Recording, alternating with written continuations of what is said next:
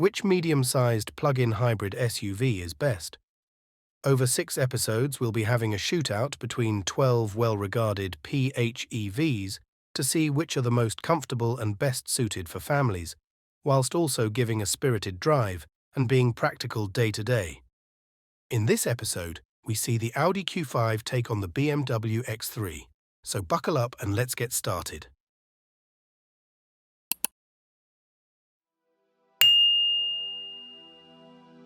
The Audi Q5 range starts at under £47,000 or €49,000 for a choice of either a turbo diesel or petrol engine, with an extra £7,000 or €11,000 to step up to a plug-in hybrid petrol version.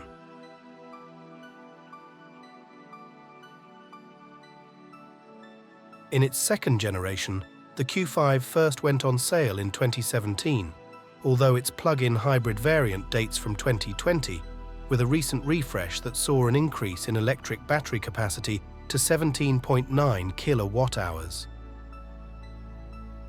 Compared directly against rivals such as the BMW X3 and Mercedes GLC, its styling is arguably the most restrained, aimed squarely at being a high-riding Audi A4. However, its muscular hip line and revised front grille treatment are well resolved, and it looks elegant and stylish for the asking price.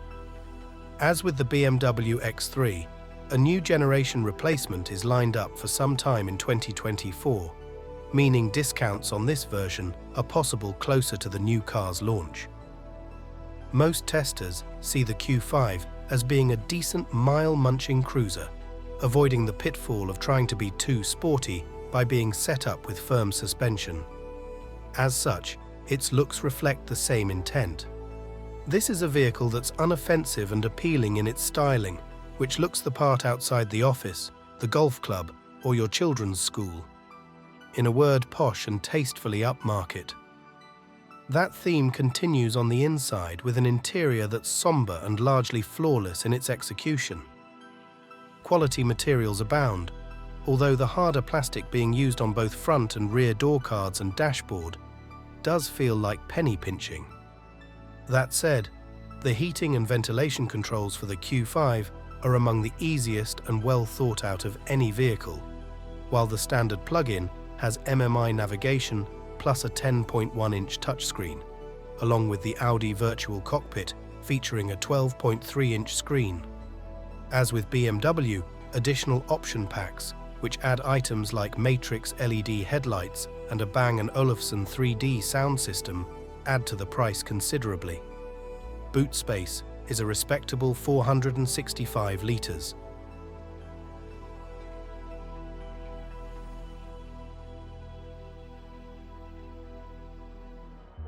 On the road, the Audi Q5 goes about its business in a calm and sophisticated way.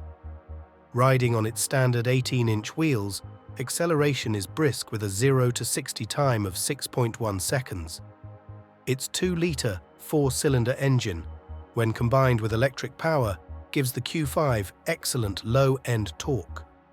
Not only that, but the vehicle sounds decent even in EV charge mode, while a 37-mile electric-only range, equivalent to 55 kilometers, is adequate, if not class-leading. Refinement takes precedence over out-and-out handling prowess, although testers agree that the Q5 is confidence-inspiring when taking corners at speed, all thanks to its Quattro 4-wheel drive system. Aside from the BMW X3, the plug-in hybrid's biggest competitors lie within the Q5 range itself. With competitive diesel and petrol engines, for many European buyers, only tax incentives make it more sensible to opt for the PHEV version. For everyone else, there's an argument to go for a traditional fossil fuel variant and opt to specify it up to the price of the plug-in, therefore giving you more creature comforts for the same money.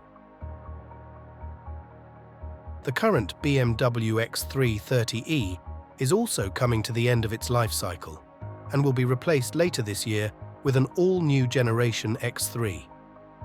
In the meantime, there's still plenty to like about the current vehicle, with a classically styled exterior that measures 4 meters 71 centimeters in length. With distinctive 3D style rear tail lamps, and BMW's signature aggressive front headlights and grille, this medium-sized SUV certainly looks sportier than the Audi and almost as classy depending upon the exterior color chosen. Starting at £62,000, or approximately €66,000, it's more expensive than the Audi Q5, with additional options such as the Technology Plus pack, being almost twice as expensive as its German rival. Wheel choices for X-Line specification vehicles range from 19 to 20-inch alloys, while exterior colors consist of white, greys, and metallic blue choices. Where the Q5's interior is functional, elegant, and businesslike, the X3's cabin shows more design flair. And, with the right upholstery choices, is a cut above that of the Audi. It too has traditional heating and ventilation buttons, with a separate infotainment display that we prefer to its very latest models where too many options are buried in sub-menus. With metallic garnishes around many of the controls, it certainly has a more luxurious feel, while its 12-inch digital instrument panel and 12-inch iDrive touchscreen are comparable in terms of usability to the Q5. Boot space is down on the Audi, but with a still useful 450 litres.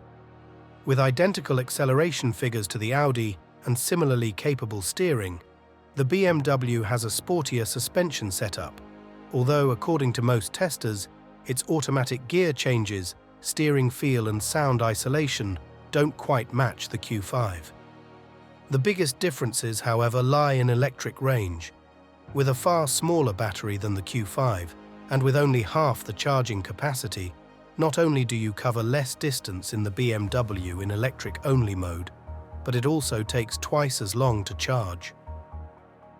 As the second-generation Audi Q5 has been around since 2017, its 5-star crash test rating has now expired.